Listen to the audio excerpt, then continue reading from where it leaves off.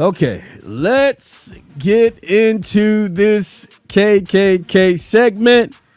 In our celebration of White History Month, we had Thomas Jefferson last week. He did a good thing. We're going to look at 6 former Confederate officers start something that was ugly, stinking, and debaucherous in this country, and it has not stopped. And it's going to shock you, possibly. I know some of you in this chat are very well educated and abreast on the subject matter, so it may not shock everybody, but it's going to shock some people when they find out who the KKK inspired, who were still in political offices somewhere in America today.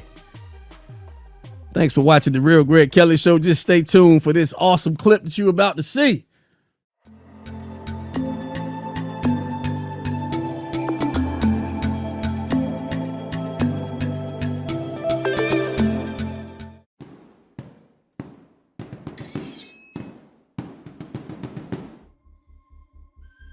The Ku Klux Klan, or KKK, is deeply rooted in the post-Civil War history of the United States.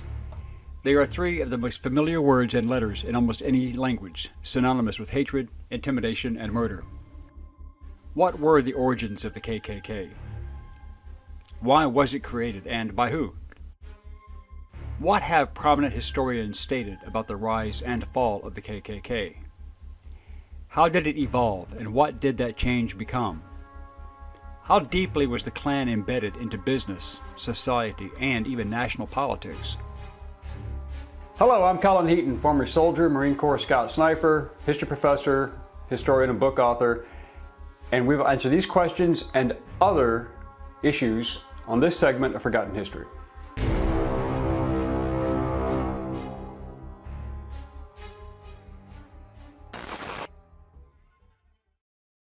The Klan had 3 evolutions in its history as it evolved and altered its methods, tactics, and expanded its focus.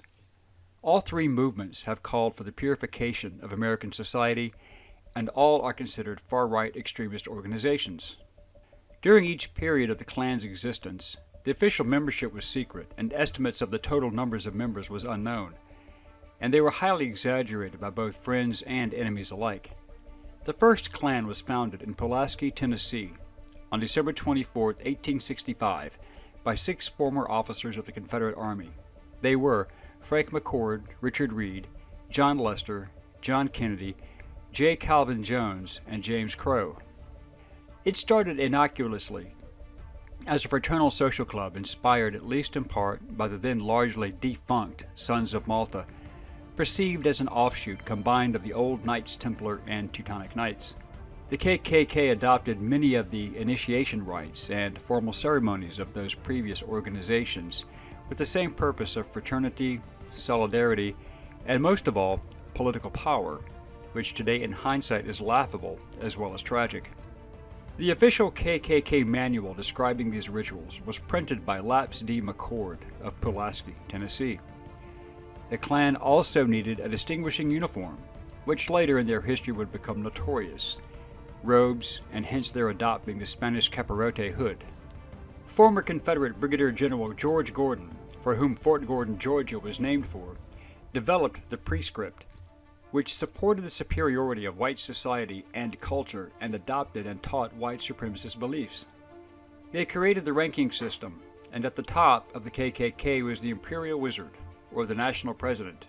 Below this were the Grand Dragons, who governed an individual state, called a realm. Then there were the Grand Magis, or Deputy Commanders, and then the Grand Cyclops, responsible under the Grand Dragons for establishing and maintaining recruitment standards. Below them were the Kleagles, who were managed and who were responsible for recruiting and vetting of new members. The rest of the members were the Klansmen, or the foot soldiers, and enforcers. Confederate General Nathan Bedford Forrest was elected the first Imperial Wizard, and stated that he was the Klan's national leader. Forrest was very concerned about the Republican influence growing among the blacks in the South. Despite its apparently well-structured appearance, the Klan had no membership rosters, no named chapters, and no listed local officers, so it was difficult to judge its membership. Due to the heavy response by President Andrew Johnson and the increasing numbers of federal soldiers into the southern states as a result, Forrest called for the Klan to disband in 1869. He stated that it was being perverted from its original honorable and patriotic purposes, becoming injurious instead of subservient to the public peace. Historian Stanley Horn argues that, generally speaking, the Klan's end was more in the form of spotty, slow, and gradual disintegration than a formal and decisive disbandment. Despite Gordon's and Forrest's work, local Klan units never accepted the prescript and continued to operate independently without any form of command and control. Historian George C. Rabel argues that the Klan declined in strength in part because of internal weaknesses, its lack of central organization, and the failure of its leaders to control criminal elements and sadists. More fundamentally, it declined because it failed to achieve its central objective, the overthrow of Republican state governments in the South. Historian Elaine France Parsons describes the membership, quote, "Lifting the Klan mask revealed a chaotic multitude of anti-black vigilante groups, disgruntled poor white farmers, wartime guerrilla bands, displaced Democratic politicians, illegal whiskey distillers, coercive moral reformers, sadists, rapists, white workmen fearful of black competition, employers trying to enforce labor discipline, common thieves, neighbors with decades-old grudges, and even a few freedmen and white Republicans who allied with Democratic whites or had criminal agendas of their own. Indeed, all they had in common, besides being overwhelmingly white, Southern, and Democratic, was that they called themselves, or were called, Klansmen." Another historian, Eric Foner, observed, "In effect, the Klan was a military force serving the interests of the Democratic Party, the planter class, and all those who desired restoration of white supremacy. Its purposes were political, but political in the broadest sense, for it sought to affect power relations, both public and private, throughout Southern society. It aimed to reverse the interlocking changes sweeping over the South during Reconstruction, to destroy the Republican Party's infrastructure, undermine the Reconstruction state, reestablish control of the black labor force, and restore racial subordination in every aspect of Southern life. To that end, they worked to curb the education, economic advancement, voting rights, and right to keep and bear arms of black people. The Klan soon spread into nearly every Southern state, launching a reign of terror against Republican leaders, both black and white. Those political leaders assassinated during the campaign included Arkansas Congressman James M. Hines, 3 members of the South Carolina legislature, and several men who served in constitutional conventions. The Klan primarily focused upon suppressing black voters, and a political campaign often turned deadly. More than 2,000 people were killed, wounded, or otherwise injured in Louisiana in the few weeks leading up to the presidential election of November 1868. One example was in St. Landry Parish, which had a registered Republican majority of 1,071. The Klan's efforts proved effective because after the murders, no Republicans voted in the fall elections. White Democrats cast the full vote of the parish for General Ulysses S. Grant's opponent, Democrat Horatio Seymour. The KKK also killed and wounded more than 200 black Republicans hunting and chasing them down. In the governor's race in Columbia County, Georgia, 1,222 votes were cast for Republican Rufus Bullock, so the Klan got involved. By the November presidential election, the Klan's intimidation suppressed the Republican vote, and only one person voted for Grant. As a result, the 1871 Civil Rights Act allowed the president to suspend habeas corpus. This means that the traditional right to be brought before a court or a judge to appeal for bail or challenge an unlawful detention could be suspended, and was in fact suspended by Lincoln during the Civil War. During this period, the Florida Freedmen's Bureau records provided a detailed recounting of Klansmen's beatings and murders of freedmen and their white allies, numbering 150 dead in voting intimidations. As a result of these actions, in 1870 and 1871, the federal government passed the Enforcement Acts, which were intended to investigate and prosecute Klan crimes. While racism was a core belief of the Klan, initially anti-Semitism was not. Many prominent Southern Jews identified wholly with Southern culture, resulting in examples of Jewish participation in the Klan until they too were included as targets. The second era of the Klan started in 1915 as a small group in Stone Mountain, Georgia. It expanded membership nationwide in the early and mid-1920s, including urban areas of the Midwest and West, with Kansas being a large Klan stronghold.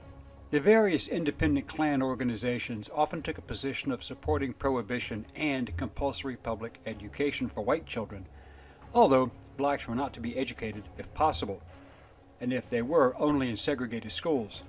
The Klan received its greatest propaganda boost of its entire history when film director D.W. Griffith released his 1915 silent film, The Birth of a Nation, which took great liberties with the truth surrounding the creation and activities of the first Klan. This was when the Klan was resurrected by William Joseph Simmons in Georgia due to the popularity of the film. Simmons relied on the original founding documents from the original Klan and collected the stories, relying upon the memories of some surviving elders. When the film was shown in Atlanta in December of 1915, Simmons and his new Klansmen paraded to the theater in their robes and pointed hoods, even riding on robed horses, imitating those scenes in the film. In the film, the Klan was represented as white knights of the nation's conscience, protecting white virtue and white women from the ravaging sexually aggressive Negro. The public response was very positive as a result, but the film did not mention lynchings, other murders, and voter intimidation.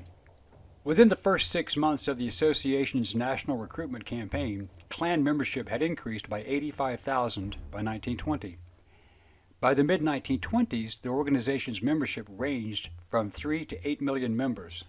The Klan also began to become deeply involved in politics, even more so than in the 1860s to 1870s, as they knew that they needed pro-Klan Democratic members in state and federal government to block Republican actions targeting their organization. They needed politicians who would support Jim Crow laws and keep the federal government out of their business. They were described as being the acting military arm of the Democratic Party and were attributed with helping white Democrats regain control of state legislatures throughout the South through voter intimidation and ridiculous literacy and cognitive tests against black voters. In 1923, Simmons was ousted as leader of the KKK by Hiram Wesley Evans. From September 1923, there were 2 Klan organizations, the one founded by Simmons and led by Evans in the southern United States, and a separate group led by Grand Dragon D.C. Stevenson based in Indiana, with its membership primarily in the Midwestern United States. However, despite their rather successful advances into the political arena, public opinion was against the Klan, and membership rapidly declined in the latter half of the 1920s. Infighting from various Klan groups, as well as federal law enforcement opposition, brought about a collapse in the membership of both groups. Membership had dropped to about 30,000 by 1930, and finally faded away in the 1940s. The third incarnation of the Klan was resurrected in the early 1950s in the form of localized and isolated groups that used the KKK brand name locally but had no connected affiliation. They opposed the civil rights movement of the 1950s and 60s, such as when they fought against Brown versus Board of Education and imposed separate but equal as their justification. During this period, they often infiltrated Southern police departments, schools, and governor's offices, such as George Wallace of Alabama. Several members of the Klan groups had beaten the Freedom Riders in 1961, murdered civil rights workers, such as Medgar Evers, by Klansman Byron Della Beckwith in 1963. Some were convicted of murder in the deaths of civil rights workers in Mississippi in 1964, and of children in the bombing of the 16th Street Baptist Church in Birmingham, Alabama in 1963, and killing Viola Liuzzi in 1965. These activities saw the KKK classified as a hate group by the Anti-Defamation League and the Southern Poverty Law Center. The final demise of the original Klan arrived in the form of a senseless murder of 19-year-old black male Michael Donald in 1981 and a trial that made history in Alabama. In 1987, the Klan was successfully sued in federal court in a historic $7 million verdict against the men involved in the lynching of Donald. But Robert K. Byrd, the Democratic leader and longtime senator, was a Klan recruiter in the 1940s. He described the organization as a group of upstanding people, doctors, lawyers, clergy, judges, who he thought could provide an outlet for his talents and ambitions, and also supported his opposition to communism. Byrd claimed to have left the KKK in 1946, but encouraged by the Grand Dragon of his KKK branch, and with Klan money, Byrd ran on the Democratic ticket for both state and federal offices. The Klan funded him throughout his career. Byrd opposed Brown versus Board of Education, supported Jim Crow laws, and separate but equal racial laws. He joined James Strom Thurmond Sr., who also helped him in opposing racial equality laws, also opposed the Voting Rights Act of 1965 and the Civil Rights Act of 1964, and ran with Klan money. Byrd called civil rights leader Martin Luther King Jr. as a self-seeking rabble-rouser.